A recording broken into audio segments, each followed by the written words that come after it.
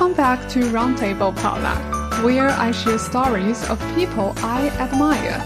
I'm your host, Cindy Zheng, a registered dietitian and PhD student in nutritional sciences.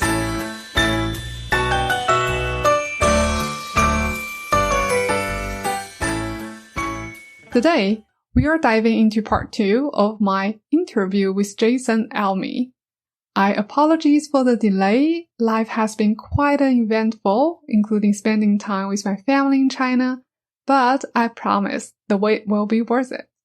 In this episode, Jason shares even more personal experience that you won't want to miss. We will delve into the challenges of diabetes burnout, his experience as a diabetes camp volunteer, his insights into hacking the sensor, and reflections about being a minority male student in the field. Stay tuned and let's jump right into part 2 of our conversation with Jason Alme.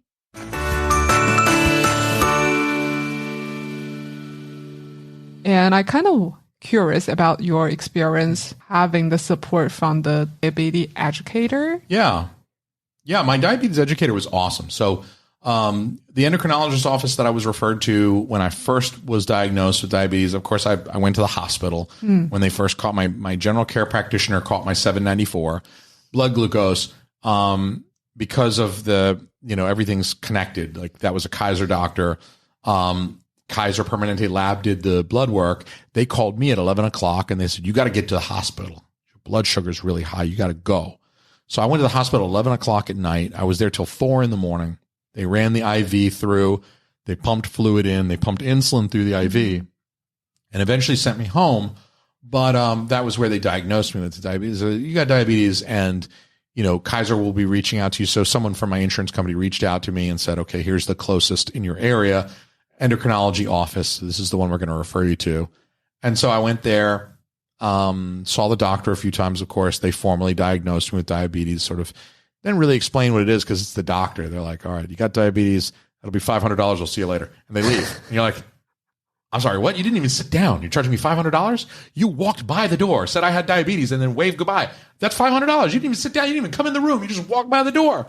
And so they referred you to the educator, who that's the human being that actually sits down with you for 30 minutes. And charge you for a solid 30 minutes. Yeah. And at the time, they used the credential CDE, Certified Diabetes Educator.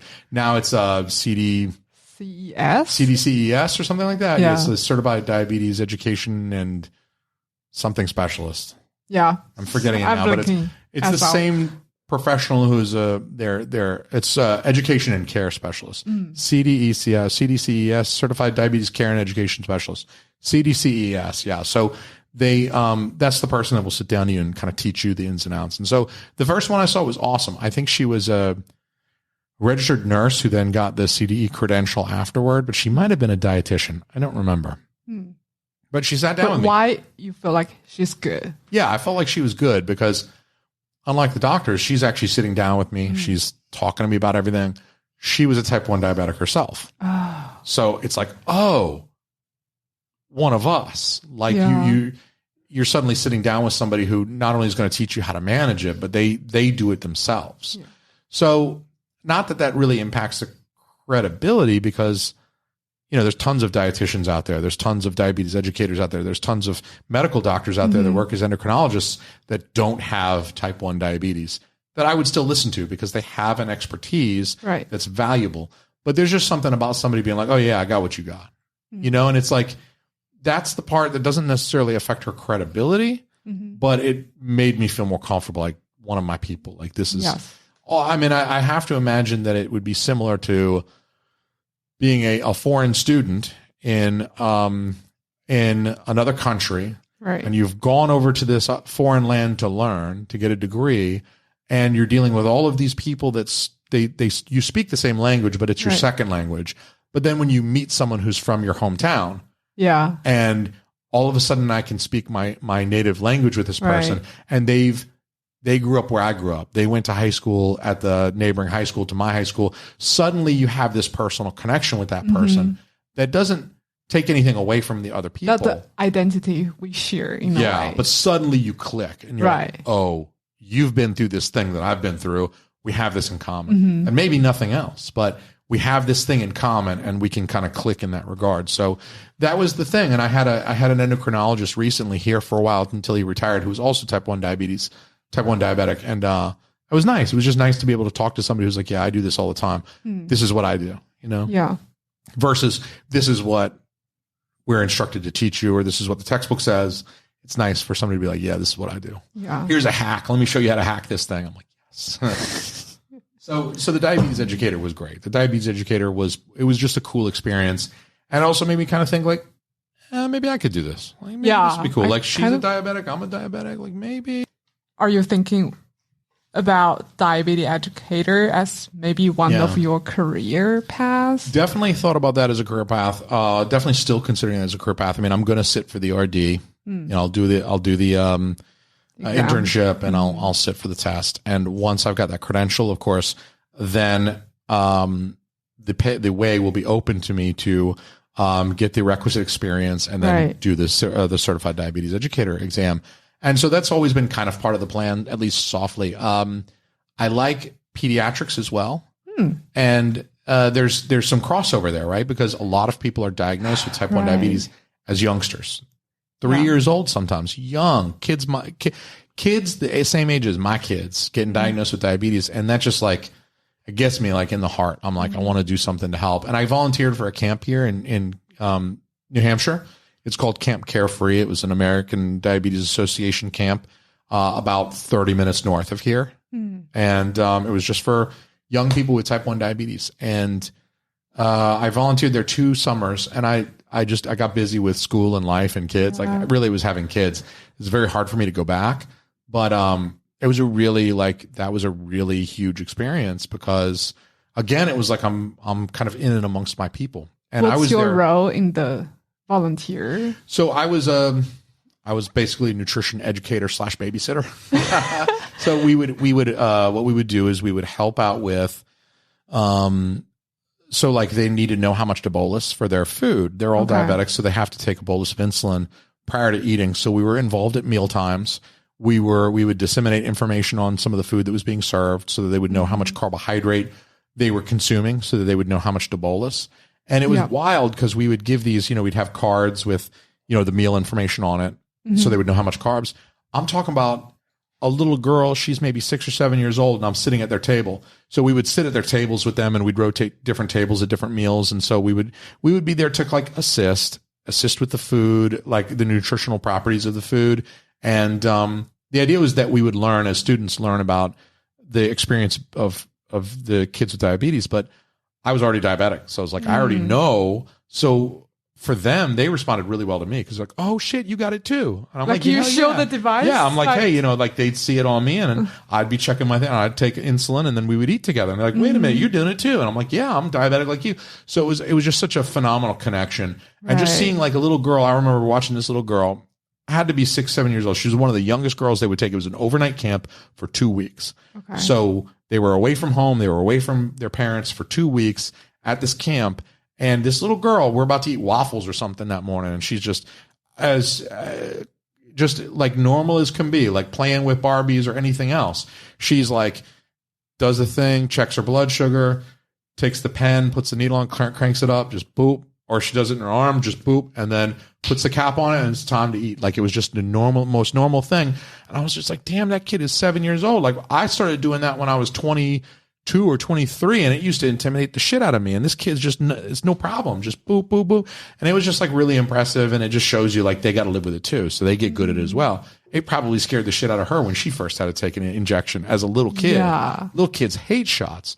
So I don't know. So I volunteered for that. And that was really cool. Like I would do that every single year if I could, because it was just really, really cool.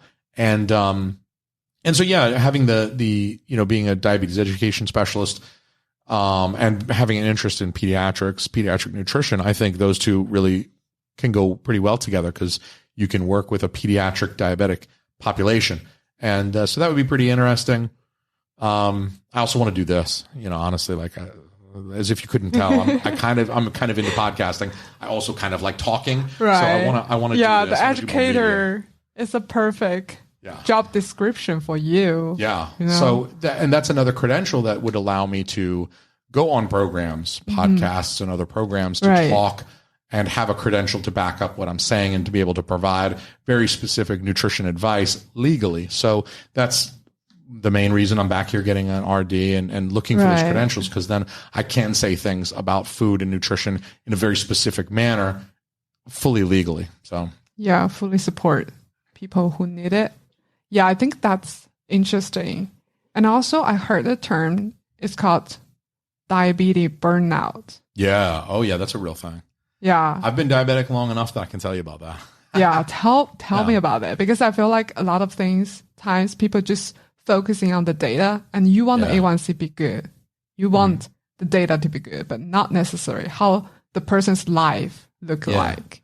And it's a lot. I mean, for the management of certain diseases, let's take hypertension, for instance. So if a patient's diagnosed with hypertension, the treatment course oftentimes looks like, here's a prescription for a lisinopril, for instance, that will treat your hypertension. Take this lisinopril tablet once per day. Okay. It's pretty easy. I can pop a lisinopril tablet, wash it down with water every morning, and now my blood pressure is more or less managed. I'll follow up with my cardiologist. They'll make sure that my dosage of lisinopril is right. Do you know how much lisinopril is every month?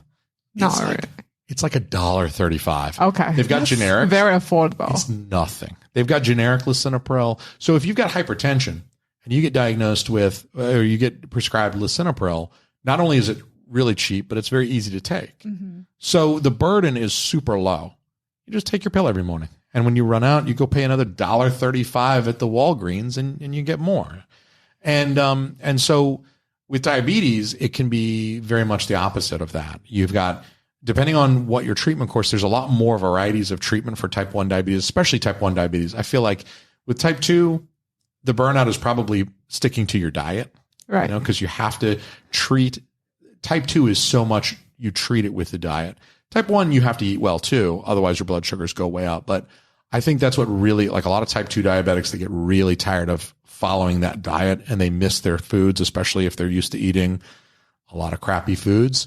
But with type 1, it's like injections, finger sticks, another injection.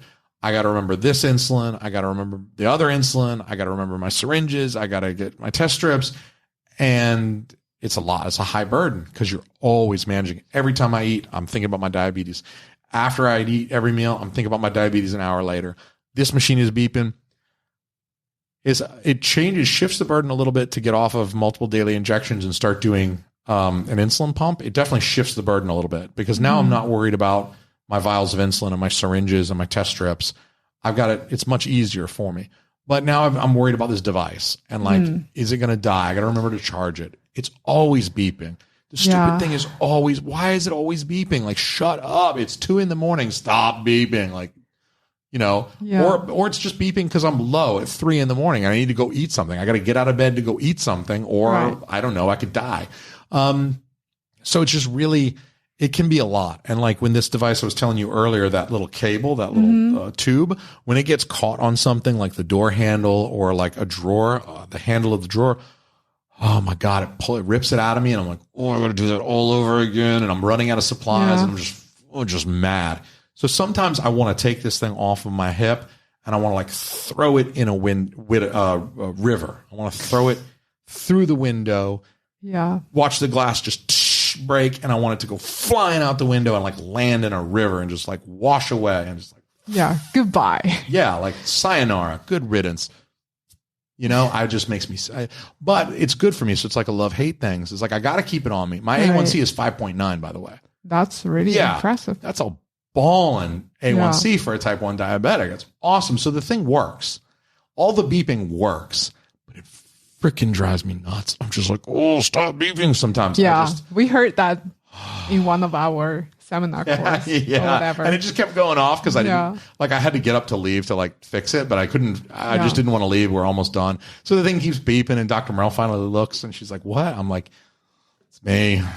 Yeah. I'm sorry. But it can be kind of embarrassing too.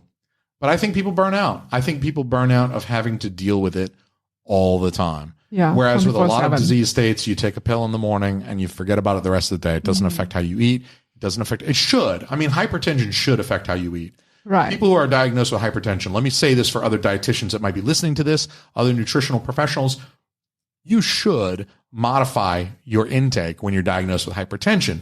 The DASH diet is a great diet for people who are diagnosed with hypertension because you should eat in a way that supports, even if you're taking drugs, support the drugs that you take by eating a certain way so that they work together well, synergistically, and you can optimize your results. But a lot of people don't.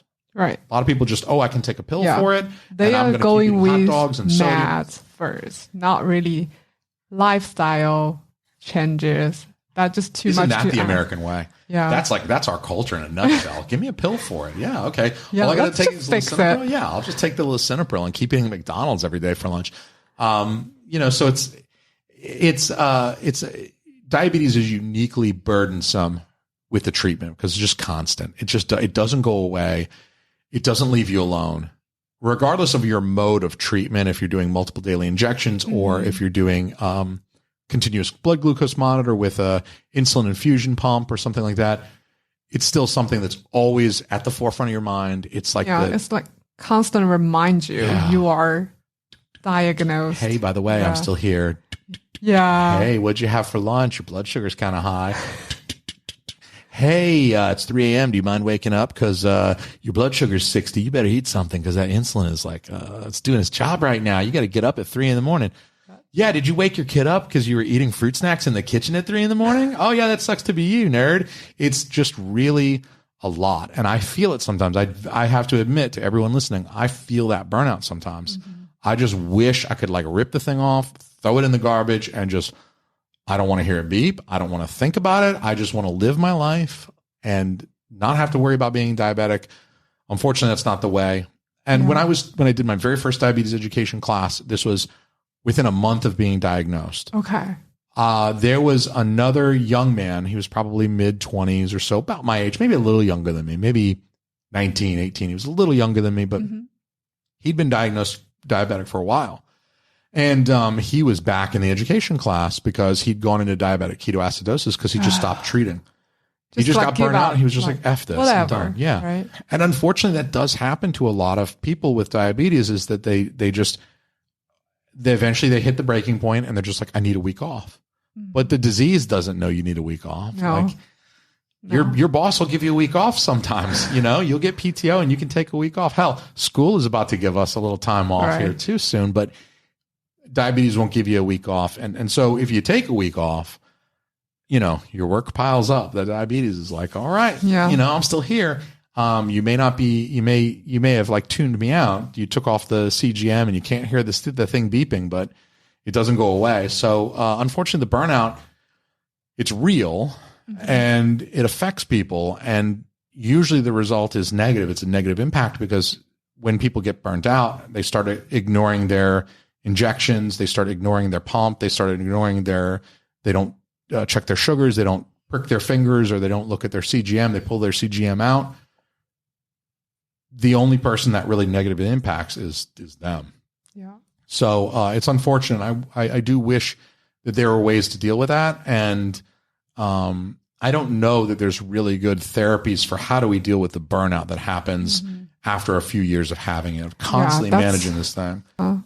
Yeah, definitely.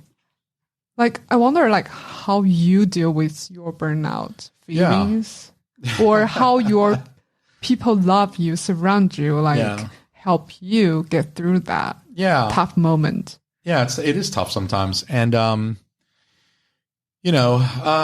with the burnout, I mean, usually I'll take a minute, sometimes I need a minute, by minute, I mean, just take a minute to myself to just like vent the frustration. And then, some people will take pump vacations where they take like a week off. Yeah. I don't feel like putting another one on. I'm going to go back to injections for a week and then I'll put it back on in a week. I don't do that personally because the thing is my A1C is awesome. So like I keep wearing it. I usually keep the record. Yeah. I want to keep it good. So usually I'll just try to think about like, I hate this thing. It's annoying me when I have those feelings when it's like, oh, I just want to I just want to punch it until it breaks. I will also like remind myself, like, look, the alternative is multiple daily injections. I have to carry around insulin. I have to carry around syringes. I have to prick my fingers a whole bunch. And even when I'm doing that, it's not as good because this thing is always on. So as relentless as this thing is to me, it's relentless in managing my blood sugars and keeping them lower overall than if I weren't wearing it. So reason tends to win out with me. And I'm just like, look, I'll go put it on. Like I'll take a shower or whatever. You're like self-talk. Yeah. Self-talk. Yeah. So like, I like to like not have them in. Like if I take them out to rotate or whatever, I like taking a shower or a bath where I don't have them on. So I don't have to worry about, I can like wash those areas real good with soap and get them real clean. And I don't have to worry about like bumping them or pulling them or whatever, them getting wet. So, like I'll take a bath, whatever, and like self-talk. Like I'm like, okay, I'll get out. I'll be all clean. I'll put new ones on and it'll be cool. Like I'll go back. So, I mean, I'm not sure how other people deal with the burnout. Okay. I think other people probably get it a little bit worse where they're like, F it. I'm not going to deal with it. I'm not taking any injections. I'm not thinking about being diabetic. I'm going to take a week off of being diabetic. And I don't think that strategy works very well. Obviously it results in DKA, possible hospital visit, dehydration. I mean, it could be really, really bad for you, kidney damage. I mean, so you don't want to do that, but, and that's usually what I'll remind myself is like all of these things are possible. Right. This thing, as annoying as it is, it's helpfful. So it's like a love-hate thing. I'll think about all the reasons I love the device. Yeah. When I'm feeling like, oh, I'm mad, I love it because it does this, this, and this. My A1C is 5.9. It takes care of my blood sugar while I'm sleeping. If I'm high, it'll give me blood sugar. I can do this podcast and not have to look at it. It's going to give me insulin while we're talking. So, yeah, I think that sometimes it's so hard and people really didn't quite understand. Yeah. From the patient care perspective, because you just want the good A1C. Yeah. You just want a good blood sugar trend. Yeah. But not necessarily thinking about... And you just say, hey, I got this cool device. Why don't you put it on? Yeah. It's a great device. I would recommend, I would recommend this. As much as it drives me nuts, I would recommend it to any other diabetic. Please use this device. It's an excellent device. If you have an opportunity, please get a T-Slim, get a CGM, use a Dexcom in tandem with a T-Slim, and it will improve your diabetes care and your experience with diabetes. But, I kind of understand why people get tired of it too. And it's, you recommend something, but it's like, it's nice if you've experienced it too. So I think still like individualized preference on that thing. At Camp Carefree, we would have the non-diabetic, nutritionists, the nutrition students that would come, they would wear a CGM for a couple of days. They could wear an Omnipod obviously we wouldn't put insulin in it. We would put saline in it. Okay. But you can wear it. Like you, as a non-diabetic individual, you can like some trial. Yeah. Some endocrinology practices will have these and they'll lend one to you. They'll give you fresh supplies. You'll do everything that I just did earlier. You'll inject saline in it. You get to go through the whole thing. You can wear it for 3 days. It'll just pump saline into you. You can deliver bolus. Like you can tell the device, I just ate 35 grams of carbohydrate. Boom. It'll bolus you saline. So it won't mess with your blood sugar. Right. Yep. But then you get the experience. And I think that's very valuable for dietetics professionals, medical professionals, anybody that's working with diabetic patients.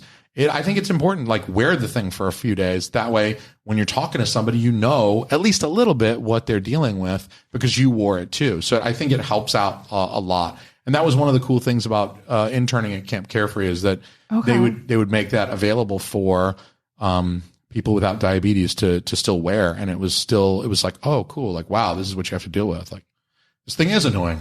Yeah. So. Yeah. People can have the empathy. If they experience all the steps you are dealing with daily. Yeah. Yeah. Because you're going to recommend the thing anyway. Like I'm going to recommend the thing anyway. But it's nice to know that it can be annoying sometimes. So like if someone says, yeah, I got that and it annoys the shit out of me. I'm like, yeah, me too. I know what you're going through because it annoys me too. Yeah. I think since we're talking about all the cool technology, I do want to discuss with you about like hacking the sensor. Yeah. It's another thing I like to do. Yeah, you like to. But for me, when I read the people's help on this Chinese social media trying to hack the sensor, my first response is like, you should not do that. Like I'm screaming, like, you should not. The medical professional inside of you, And even the one inside of me that I have tied up and bound and gagged, that medical professional says this device is only supposed to be worn for 10 days. And you have to change it after 10 days. You're supposed to rotate this CGM after 10 days. Then again, there's another part of me that is bigger and stronger than the medical professional. There's the part of me that says, I have to pay for this. I'm writing a check to pay for these devices, and they're not cheap. Even with insurance, the CGMs, which is typically what is hackable, the insulin pump is not as hackable. You have to change that. Okay, that's good to know. You have to physically put more insulin in there, and this thing will get infected if you don't. Change it. So I change this every time it empties, but I do like to hack my sensor, my CGM sensor. And the reason for that is like, even with insurance, and I've got very good insurance right now, it's still about $175 a month for those things, if you change them when they tell you to change them. Okay. And I take a slightly cynical view here because I think that if you are the manufacturer of a technology that is disposable, then you're incentivized to make it more disposable. Yeah, you basically for profit. You make money, yeah. I mean, I don't fault the Dexcom Corporation for wanting to make money. I don't want them to go out of business because then they'll stop making the things that I use. So selfishly, I want Dexcom to stay in business. I want them to make money. But paradoxically, I just don't want it to be too much of mine. Yes. Like make money just from someone else. Someone else's, Yeah. So, I have this interest where I want this company to thrive, but I don't want them to rob me blind. So it's like, I don't mind them making a profit because that profit is used to innovate new products and to do the R&D on new things, cool new devices that maybe I'll be using in a few years. So it affects me personally, and I want the company to do well, but at the same time, I'm not so much of a corporate shill that I'm going to be like, well, you've got to give these people all of the money that they ask for, because I usually look at things a little cynically and I'm like, well, they tell you to change the thing every 10 days, but like, why can't I go 11 days? Why can't I go 12 days? So there's a big contrarian voice within me that says, yeah, that's the recommendation, but that's like just a recommendation, right? Like I can do what I want. Like, come on. Did you do any like research on maybe the negative consequence on going for another 1-2 days? Yeah. Well, I go another 10 days. Okay. Oh yeah. So each cycle of the sensor is 10 days. I will wear it the first 10 days. Good. Just like recommended. Yeah. When it dies, like it did this morning. Okay. I hacked this sensor this morning. When it dies, I hack it and I wear it for at least another 10. Well, I wear it for at most another 10 days. Okay. Because if it comes out too soon, or if the sensor dies, some of these sensors just flat out like stop. They're just like, I'm done. I'm too old to work anymore. Then obviously I'll pull it out and put a new one in. Or if it falls out naturally, like if it just loses all of its adhesive and it's just like plop, then I'll change it. But I'll wear it for as much as another cycle. After the second cycle, I pull it. And so I don't wear them longer than 20 days ever. But if this one will go 20 days, I'm wearing it 20 days because to me, I want to get more value out of it. I don't want to just throw it away after the recommended 10 days. Now, the drawback to doing that, which you asked about, the drawback is the second cycle with the sensor, it's not as accurate. Okay. So the data is not as good. Yeah. Maybe they are designed to do that. Maybe. Because it's definitely not as good. When I reset it, when I hack it, I reset it. And then it has its 2-hour warm up window. When it's done warming up, it's like, your blood sugar is 400. And I'm like, no, it's not. I'm pretty sure it's not. And I'll check it on my finger and it'll be like 180. And I'm like, I was right. It's not 400. What's your problem? And so I have to calibrate it. I have to like get it back in line. So I'll check, I'll calibrate. An hour later, I'll check, I'll calibrate. So it's a little bit of a pain that first day because I have to sort of like get it back in line. Manual collaboration. Yeah, it's a little bit like get back in line. You have to sort of talk it back into doing the right thing. Right. But once you do, after about a day of wearing it again, that second cycle usually goes pretty well. And I don't usually have any trouble, which is why I keep doing it. The third cycle, I've tried a third one before. Oh no. I'm a wild animal with this type of stuff. Like I'm like, you tell me 10 days, I'm like, psh, Oh my God. Challenge accepted. Like it feels like a dare to me. I'm like, yeah. I'm like start worrying if people going another additional 2 days. I start worrying, and then you are telling me another cycle. Oh, I do another 10 days. Yeah, I've done 3 cycles on these before. I've done 30 days with one sensor in. Okay, and I can tell you confidently that the 3rd cycle is just hogwash data. It's just no good. It's no good. So it's not worth. It's not. Yeah, it's not worth doing it for that 3rd round of 10 days. So I pull it out. I throw it away after 20 max, because your data after that 2nd cycle is done, it's just total garbage. It's not worth it. It's spotty, so you'll miss spots. It just doesn't return data. It just gets so old that it's just like, I don't know how to do my job anymore. It's falling out anyway. I've got it like taped on me and stuff. So I've got like a pile of like tape, and it's just, it's not worth it. Yeah, it's not worth it. If you're going for a shower, it probably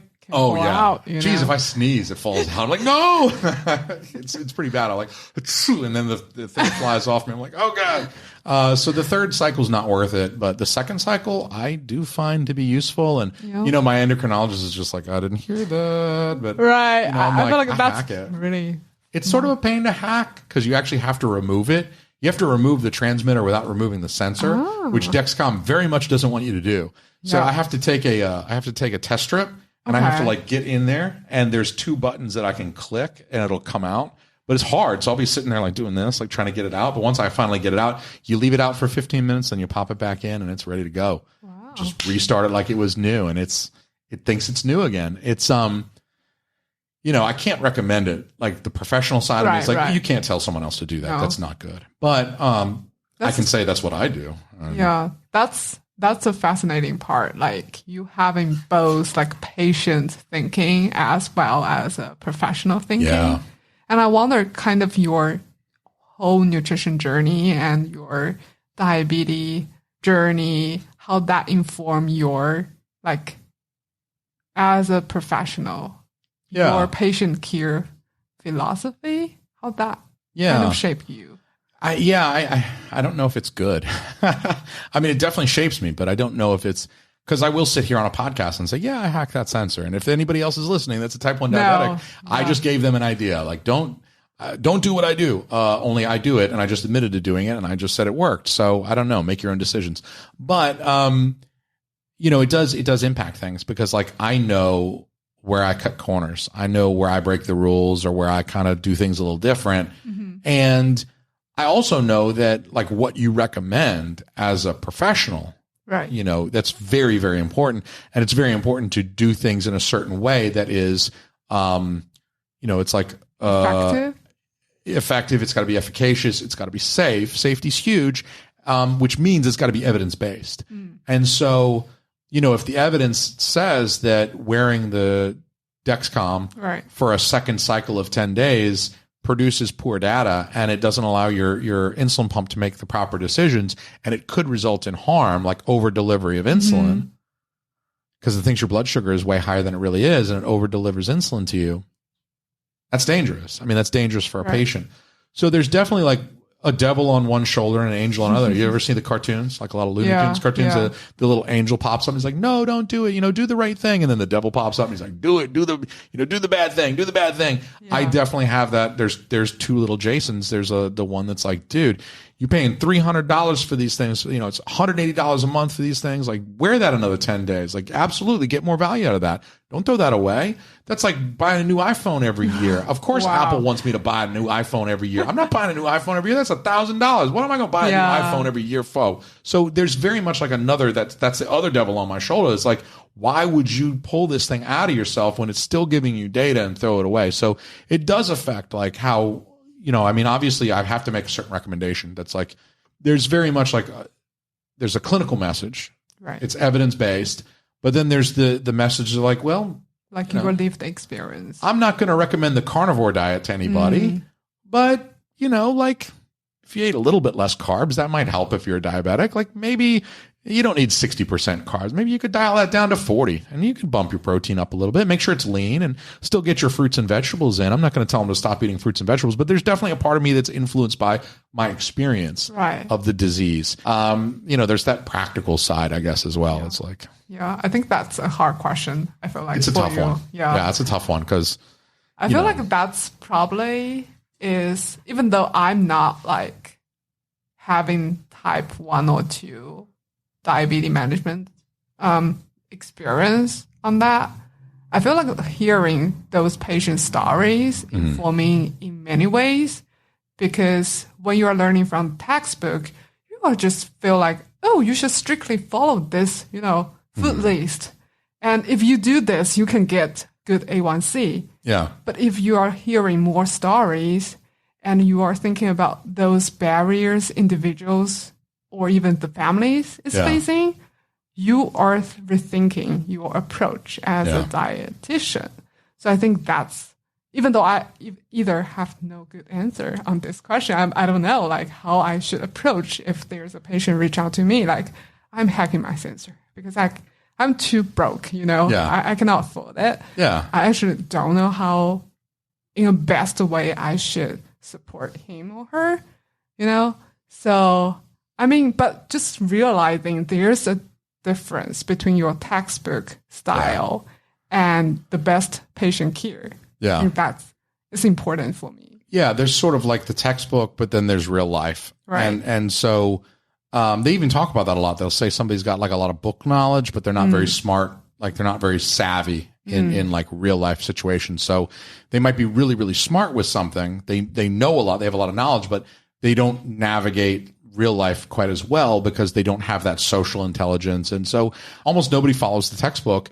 The people that recommend the textbook, if you've never managed the disease before, but you're working with somebody who does, the textbook really, really well. They may not know the textbook at all, and that's why they're coming to see you, but they live with it. They know what it's like day in and day out to live with it. And I think that's why, and just allow me to praise the University of New Hampshire nutrition program for a bit, because one of the big parts of the curriculum here is to utilize different behavior modification strategies that I think are a little bit more cutting edge, but also like very, very effective. Things like motivational interviewing, these other models that are less prescriptive and more like working with the patient, but also, honoring and acknowledging their experience, what they bring to the table. Because I think it's easy for people to think, well, I'm the expert. I mean, I have degrees, I've got a master's or a PhD, and I have credentials like an RD or a CDCES. And so that someone who's taking that approach might miss is that the patient is an expert on something. They're not the expert on the textbook. They may not have the qualifications and the certifications and degrees, but what they do have is they have the life experience. And if you're a dietitian or a diabetes educator and you don't have the life experience, then you really have to acknowledge that they've got something that you don't. You might have something that they don't, but they've also got something you don't. And so making the work more collaborative, I think, is the best way, so that you're not like discounting their experience. Because I think as a patient, I've been there where I've been working with somebody who they don't have the experience. They might have a lot of clinical knowledge and they might really know a lot more than I do and have a lot more. They might be in the field for many decades and have so much more learning than I do. And I respect that. But then if they don't have a similar respect for like my experience and what I'm saying, and I don't feel like I'm heard, then it's just like, what do you know? You're not listening to me. So blah, so that's, I think, where negative experiences can come from. And so that's why I said I wanted to praise University of New Hampshire, because I think they are doing their best with the curriculum here to prepare the future professionals for being that level of empathetic and like respectful of someone's experience and wanting to collaborate with the patient more so than I am going to, like, you're down here, I'm up here, and I'm going to give this knowledge to you, like where it's like, okay, we're on equal footing and I'm very interested in what your experience has been and teach me about like what your diabetes is like. Teach me about your diabetes, because I might know about the diabetes in the textbook, but I want to know what your diabetes is like. What's your experience and stuff? And I think that's a great way for a professional to interface with a client with diabetes. Yeah. Okay. I feel like we talk a lot, and the next topic we'll just explore a little bit about your being a male student in this dominantly female professional world. Yeah. I have to admit, I do feel weird about it sometimes. Okay. it's just one of those things where like, I'm not very shy. I don't need to tell you that. At this point in the podcast, I probably don't even need to tell the listener. You've never met me before, but I'm not a very shy human being. I'm an open book and I like to share with other people. But being a guy here, it is very much like one of these things is not like the others. It's like the Big Bird song. I watch a lot of Sesame Street with a 3-year-old these days. And so Big Bird always does that song, like one of these things is not like the others. One of these things just isn't the same. And I'm the thing that isn't like the others. I'm the thing that isn't the same because I'm like 10 to 15 years older. So first there's that. I've got more gray hair than everyone else. I'm old. And I'm also a guy. So out of my cohort, this year, like at the orientation. How many other guys were there? There was, like, I think 1 or 2 others, but they weren't even doing nutrition. They were doing like ag science. Right. So like they were with us a little bit, but when it was time to just peel off the nutrition people, it was just me. So if we're talking about the nutrition program, graduate cohort that began this year, I'm the only guy. You're the only.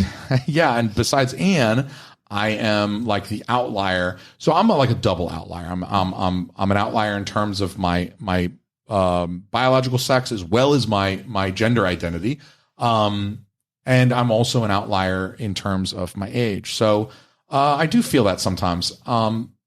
Unkind to me. No one has been disrespectful to me at any point because I'm not like the typical student. I'm using air quotes when I say the typical student. The typical student is mid-20s and female and identifies as a female. That's the portfolio. Typically, I mean, there's folks that don't fall into that pattern like me, right? Because it's like when people start to click a little bit, when people become friends, like let's go to lunch, let's go to coffee, let's do this, let's do that. Right. I don't get included as much, and that's fine.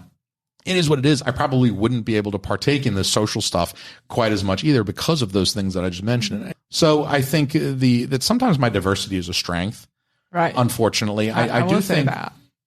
I've been out in the world enough in a dietetics, a dietitian type of position, interning at Frisbee Memorial Hospital, doing a dietetic, shadowing the dietitians and doing a little bit of a work along. You kind of get a little bit like, oh, you treat that male doctor a little different than you treat that female dietitian. And she's got a PhD too. So like she's a doctor as well. So like you notice a little things. And I think that is a little unfortunate. And I think I might even at some point in my professional career benefit from my maleness because I think patients might look at me a little different. They're like, oh, Dr. Jason Alme. It's a PhD. It's the same as her doctorate. I'm not, like, you should treat her the same as you treat me. Don't talk different to the male professionals than the female professionals because you assume that there's some kind of discrepancy there. I hope that's not going to be the case, but I do think that sometimes there's like a little bit of that going on in the real world. I think it's so interesting because sometimes in another scenario, I'm talking to students from another department, from another college, for example, economic. That will be a world in the opposite of what we look like. It's like female students will feel maybe the similar way as you described to me. Yeah.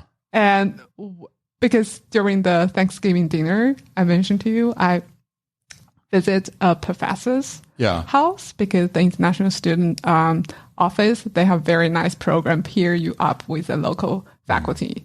And then the students join me to that dinner is a student from the economic department. She's a PhD from India. And she's saying to me like, Cindy, you know what?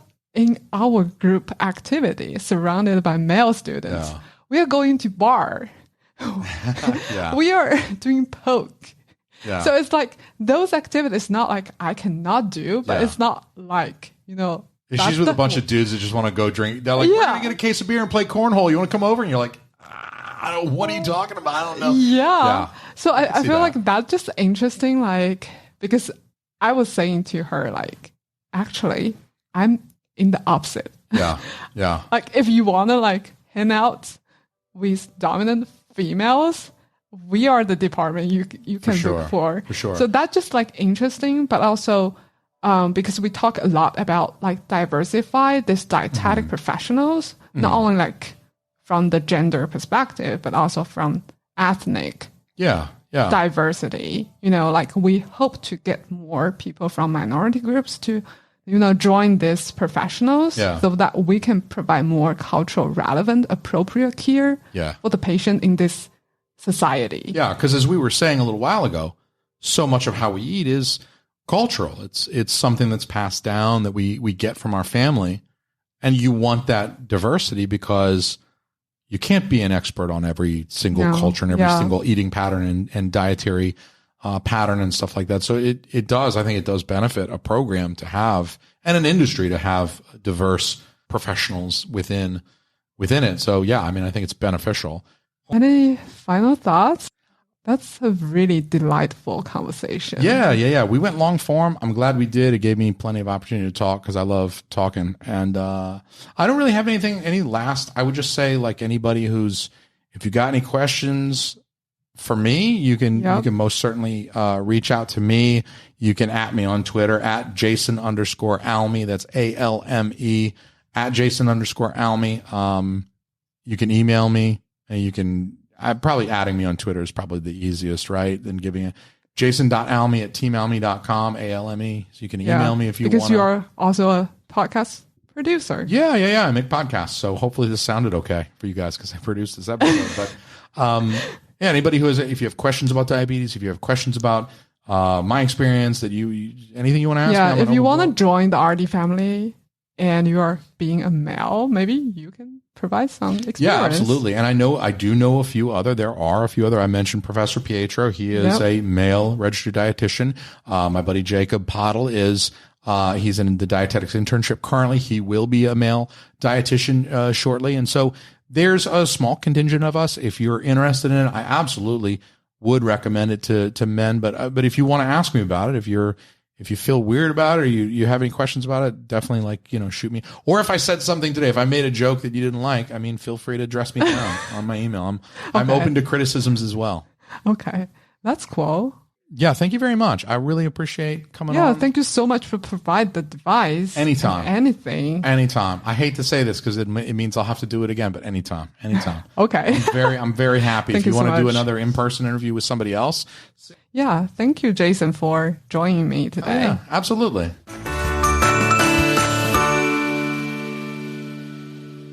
And that's a wrap for part 2 with Jason Alme. Thanks for tuning in. Don't forget to share and subscribe for more inspiring stories. Until next time.